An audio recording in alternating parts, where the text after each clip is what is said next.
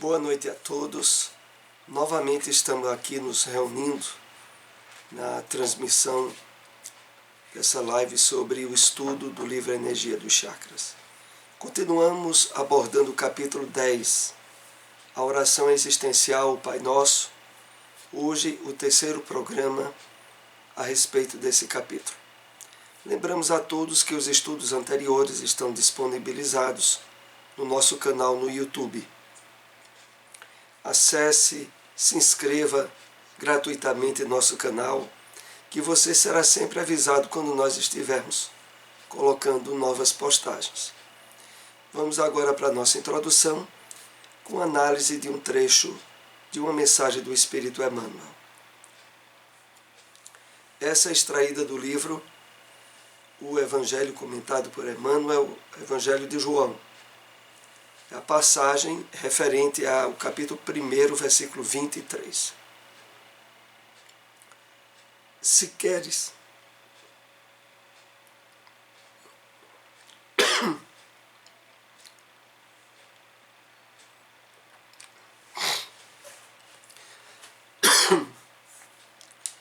se queres que Jesus venha santificar as tuas atividades, endireitai os caminhos da existência, regenera os teus impulsos, desfaze as sombras que te rodeiam e senti-lo-ás ao teu lado com a sua bênção.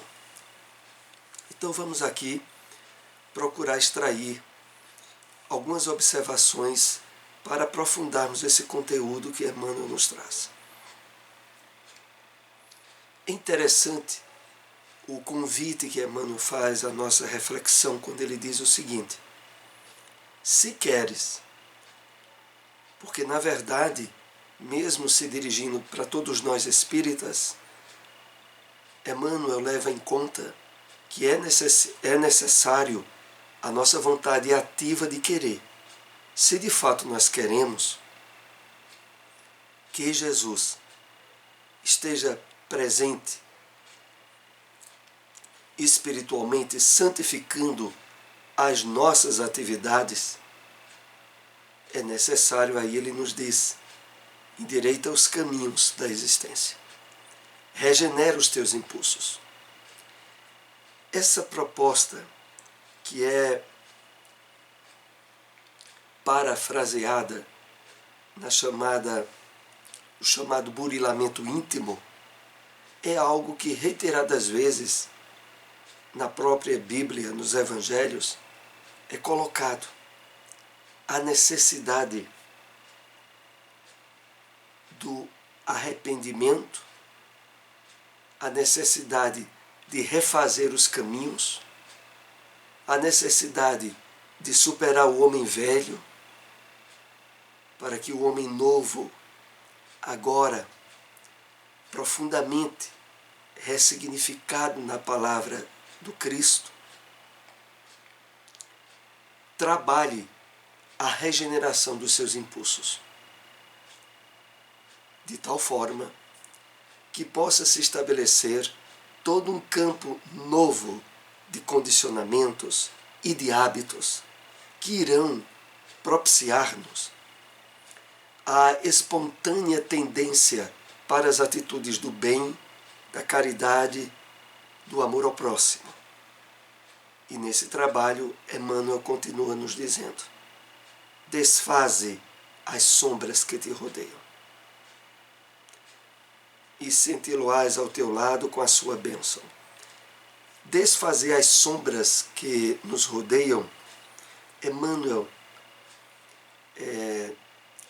dirige a nossa atenção para duas possibilidades de sombras, desde aquelas que estão estabelecidas no nosso inconsciente, através do passado reencarnatório, distanciado da iluminação do Evangelho do Cristo, aonde se estabeleceram muitas sombras, mas também aquelas que vêm a ampliar-se, dependendo, claro, das atitudes que estamos tomando agora na nossa atual experiência encarnatória. Não poucas vezes cruzamos com pessoas, com espíritos, quer estejam encarnados ou desencarnados, que fazem conexão com esse nosso passado de sombras. E é por isso que precisamos estar atentos em desfazê-las, sempre, para que a partir daí possamos sentir, em termos de presença espiritual elevada, o Cristo através de seus representantes, através dos espíritos benfeitores, que estarão ao nosso lado com a sua bênção. Então é a isso que Emmanuel nos propõe e nos convida a estarmos atentos em fazer. Vamos assim dar início aos nossos comentários do capítulo 10, a oração existencial, o Pai Nosso, terceira parte. É muito importante, nós sempre dizemos aqui, a leitura de toda a obra. O livro que estamos estudando, Energia dos Chakras. Mas, dentro do possível, separamos alguns textos salteados do capítulo para esse estudo dessa noite. Seja feita a tua vontade, a referência dessa frase do Pai Nosso. A pessoa, quando conectada com o ego, tem vontade de permanecer onde está, pois não encontra motivo para evoluir.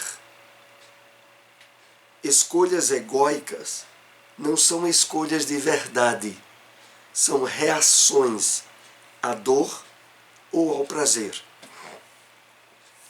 Então,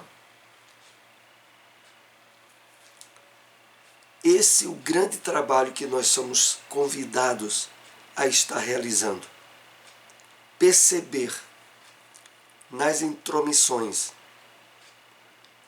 nas conexões com o ego, aonde, sobretudo, a presença maior é do nosso inconsciente de vidas passadas e que muitas vezes dificulta todo o trabalho novo a que somos chamados a realizar durante a nossa encarnação. A obra Energia dos Chakras nos traz essa informação. A pessoa, quando conectada com o ego,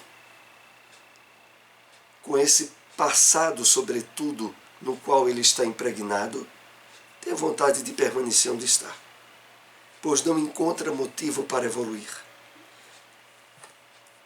As escolhas, de forma geral, passam a ser apenas decorrentes da predominância desse ego, aonde a obra diz: escolhas egóicas não são escolhas de verdade, são mais reações à dor ou ao prazer, reações automatistas, condicionadas pelo passado que nós trazemos.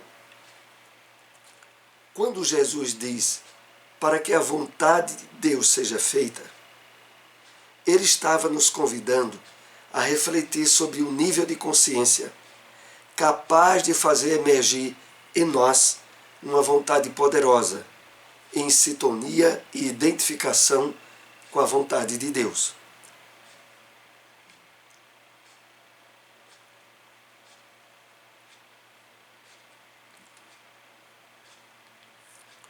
E aqui tem um ponto muito importante para a nossa reflexão. Para que, de fato, ao estabelecermos a prece do Pai Nosso e dizermos que seja feita a tua vontade, aqui no céu como na terra, para que isso de fato esteja sendo dito de consciência de percepção do conteúdo da frase, para que isso ocorra, é necessário que já esteja sendo trabalhado em nós, por nossa vontade, uma identificação ampla com as leis divinas, com a percepção espiritual da vida. É preciso que um nível de sintonia e identificação com a vontade de Deus esteja em andamento. Ora, no mundo de provas e expiações como nós estamos, aonde doenças, provas, dificuldades surgem mais cedo ou mais tarde na vida de qualquer um de nós, estar consciente ao recitar o Pai Nosso de que a vontade de Deus seja feita é indispensável estarmos ampliando ao máximo o entendimento sobre o funcionamento das leis divinas, o que vai nos remeter sempre à busca de leitura, de estudo, de obras como A Vida no Mundo Espiritual, de André Luiz, as obras de Manuel Filomeno, que nós citamos muito aqui, para irmos percebendo no conteúdo dessas mensagens como a lei divina atua e sempre buscando o melhor para o progresso de cada um de nós. Perceber isso é indispensável para que, ao orarmos o Pai Nosso, o façamos com sinceridade e com consciência do que estamos dizendo. Continuemos.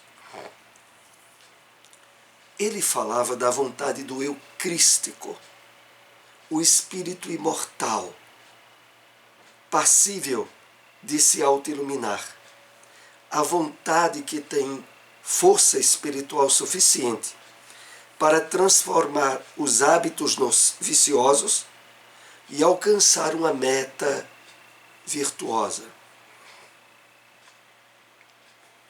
Então, ao ensinar o Pai Nosso, Jesus estava nesse foco, aonde a nossa vontade está e precisa sempre estar associada ao despertamento do eu crístico. O Cristo em nós. Porque é aí aonde o espírito imortal torna-se passível de se auto-iluminar. Porque, na verdade, claro que todos nós somos espíritos imortais.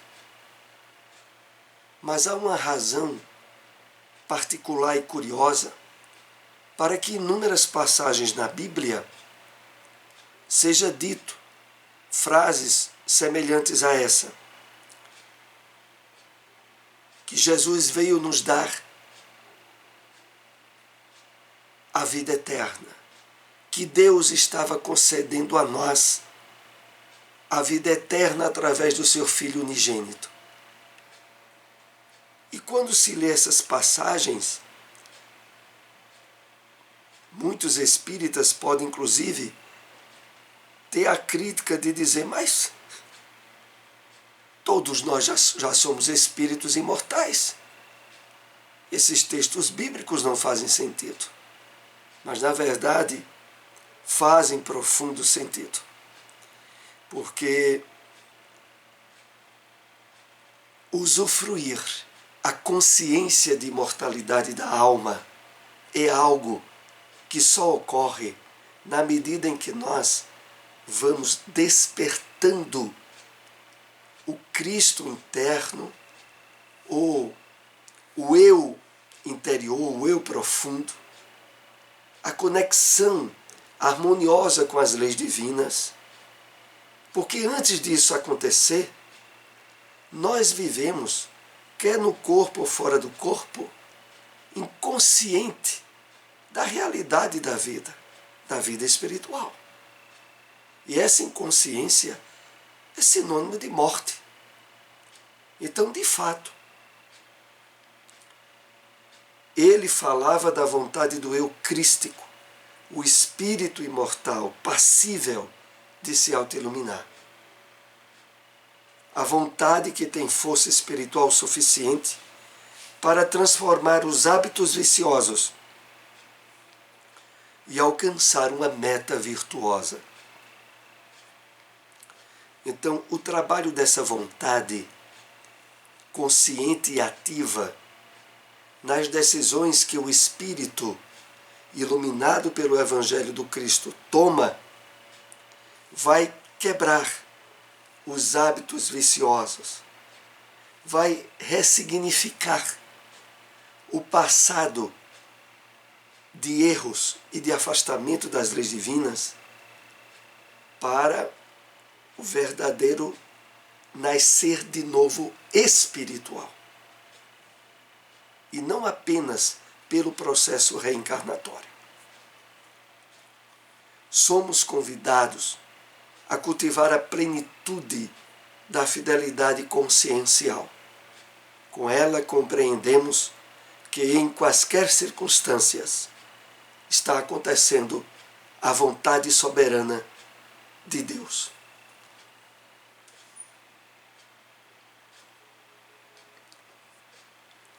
Então é na medida em que nós vamos cultivando essa conexão com as leis divinas, que possibilita-nos um entendimento pleno de que a vontade de Deus, que nós pedimos na prece que se realize, ela está alicerçada no melhor, no que traz plenitude e felicidade para nós.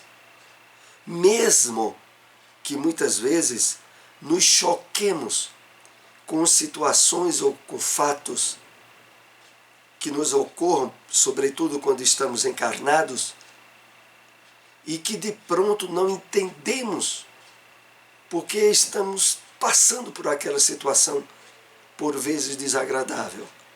Mas, ao trabalharmos diariamente esse esforço de direcionamento da vontade, aliada com a vontade de Deus, que está estabelecida em suas leis, nós passamos a ter, naturalmente, confiança espontânea, sempre de que o melhor está acontecendo, mesmo que aparentemente não nos pareça. Cumprir as leis divinas é o processo de fidelidade consciencial, no qual somos convidados a fazer exercícios de amor e compaixão por nós mesmos, superando o auto-engano e os atos de desamor. Cumprir as leis divinas é o processo de fidelidade consciencial e que ao longo de diversas encarnações nós estivemos fugindo de cumprir e colhendo dor, dificuldades e sofrimentos, muitas vezes que seriam desnecessários, mas que pelo fato de colidirmos com a harmonia das leis divinas, eles vêm a se apresentar, e muitas vezes de forma frequente, em nossa vida. Mas agora, em que despertamos para o esforço de harmonia com essas leis, aí o resultado, como esse texto diz, é exercícios de auto-amor e compaixão por nós mesmos. Está atento às leis divinas, cuja lei maior é a lei do amor, é, em primeiro lugar, um gesto de amar a nós mesmos, pelos resultados que efetivamente vêm a acontecer, superando o auto-engano e os atos de desamor do nosso passado. Porque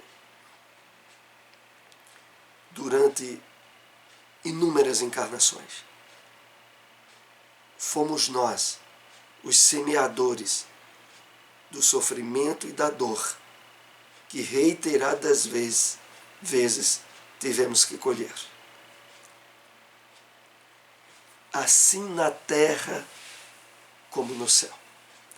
A mensagem cósmica de Jesus traz a característica de ser uma ponte entre a criatura e o Criador, convidando-nos para o contato com a realidade transpessoal, consciencial. Vamos analisar isso aí.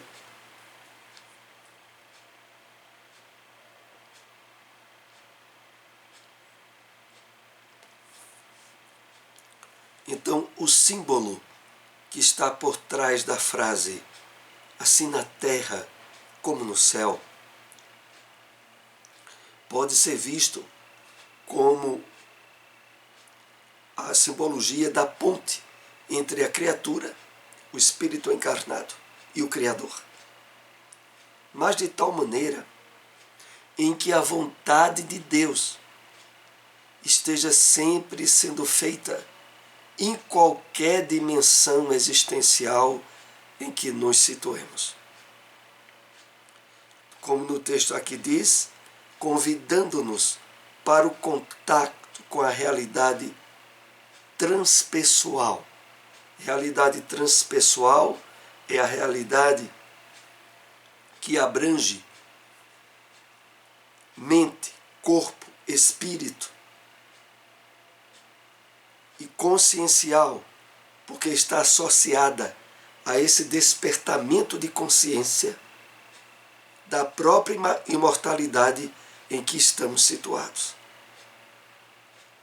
Na medida em que, de fato, o conhecimento da imortalidade da alma nos sensibiliza para as atitudes de mudança, de vivência em sintonia com as leis divinas, nós passamos a usufruir de uma ação e de uma atividade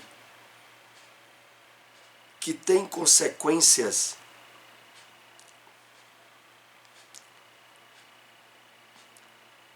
duplas, paralelas, tanto para o mundo físico quanto para o mundo espiritual. E é por isso que no Pai Nosso, na frase assim na terra como no céu, a referência implícita é de que é preciso estarmos agindo como espíritos, quer estejamos encarnados, quer estejamos desencarnados. O que a gente pensa, sente e faz tem impacto nas duas realidades da vida, que na verdade é uma realidade só. Só que numa fase com mais matéria e noutra fase com menos matéria. Mas é uma realidade só. Terra e céu são representações de duas estruturas do ser humano, o ego e o ser essencial. Fazer a vontade de Deus na terra e no céu significa chegar a equilíbrio dos movimentos egóicos e movimentos essenciais. É colocar o ego a serviço do ser imortal. Então aqui, para ampliar o aprofundamento do termo, é colocado para nós também esse sentido figurado. Terra e céu como símbolo das duas estruturas do ser humano. O ego, que está associado a um instinto, às necessidades básicas, ao passado encarnatório. E o céu, com o espírito em termos de imortalidade, de presença do Cristo interno em nós, que é o ser essencial. Então, fazer a vontade de Deus na terra e no céu significa o equilíbrio dos movimentos, aonde o Espírito, o ser essencial, passa a se impor, direcionar e ressignificar o ego, ou passado existencial nosso. E terminando quando aqui diz, é colocar o ego a serviço do ser essencial, do nosso espírito. O ego é fruto das experiências adquiridas ao longo das incontáveis eras, das diversas encarnações. Quando escolhemos nos movimentar egoicamente, afastados do essencial, passamos pelos transtornos caracterizados pela carência de paz e bem-estar. Então, aqui, estendendo mais essa compreensão dentre o ego, que é fruto das experiências adquiridas, é o nosso passado encarnatório, no qual a marca mais característica foi o afrontamento com as leis divinas, o distanciamento dessas leis, que nos levou a passarmos por transtornos caracterizados pela carência de paz e de bem-estar. Consequência natural do afrontamento às leis divinas e, sobretudo, da lei maior, a lei do amor. O ego, quando está sob a direção e a administração do ser essencial que somos, realiza a vontade de nosso Pai, sem conflitos desnecessários. O ego simboliza a nossa natureza animal e, de certa forma, é produto dela. Então,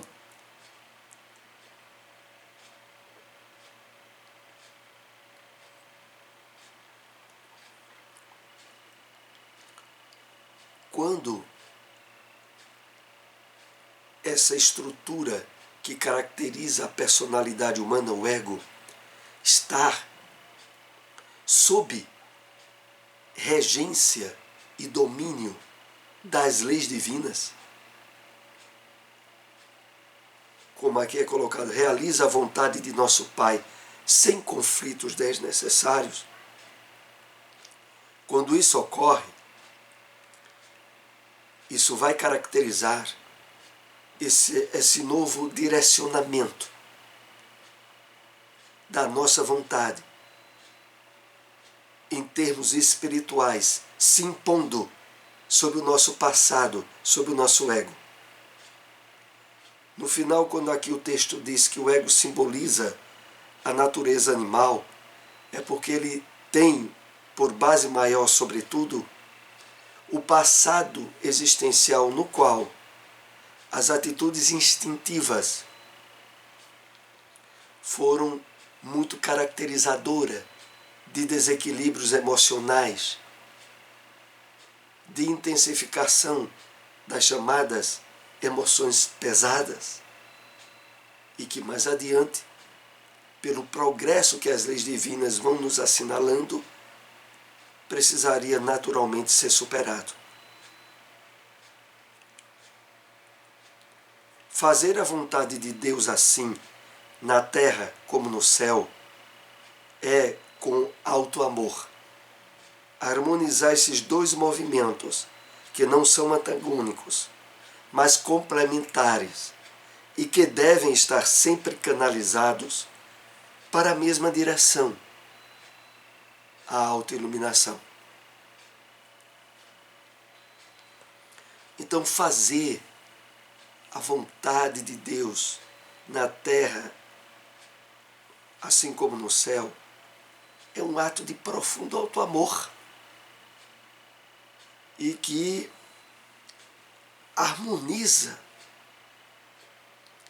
esses dois movimentos de estar na Terra ou de estar no céu em termos de plano espiritual, e que não são antagônicos, mas complementares. É por isso que é absolutamente errado e absurdo o espírita, sobretudo, tomar certa atitude ou deixar-se levar por certa tendência, dizendo que aquela tendência é uma imposição do seu corpo, é uma necessidade física. Inclusive, o Evangelho segundo o Espiritismo tem uma advertência muito grande a respeito disso, porque muitos utilizam esse tipo de argumento para tentar fugir à responsabilidade dos seus atos, cujo autor é o seu espírito encarnado. É o dirigente, é o que está conduzindo o corpo físico. E por isso não se pode atribuir ao corpo desvios de conduta ou atitudes cujo gerente principal e único é o próprio espírito encarnado. Então, o movimento de harmonização com as leis divinas vai quebrar esses conflitos que poderiam ainda haver entre o espírito e as tendências que ele traz do passado, as quais ele é chamado a educar, a ressignificar e assumir o controle. Para que possamos transcender as energias instintivas e as egóicas, é fundamental o movimento da disciplina espiritual, para que essas energias possam ser sublimadas e canalizadas para a transcendência na busca do céu em nossas consciências. Esse é o último slide que nós separamos para o estudo de hoje. Esse tema ainda terá uma continuidade de abordagem nesses estudos aqui. Mas, voltando ainda para que possamos transcender, ressignificar as energias instintivas e as egóicas, é fundamental um movimento de disciplina espiritual. É imprescindível que estejamos trabalhando a educação da nossa vontade, o fortalecimento dela, para que essas energias possam ser sublimadas e canalizadas para a transcendência na busca do céu em nossas consciências. Entendamos aqui, essa busca do céu em nossas consciências é como resultado natural do equilíbrio de se viver em harmonia com as leis divinas, quer se esteja encarnado, quer se esteja desencarnado. De uma vez por todas, nós somos chamados a esse trabalho de integração, aonde o self, o eu profundo, o próprio espírito trabalhando a sua autoiluminação, passa a ser o comandante do que pensa, do que sente e do que faz.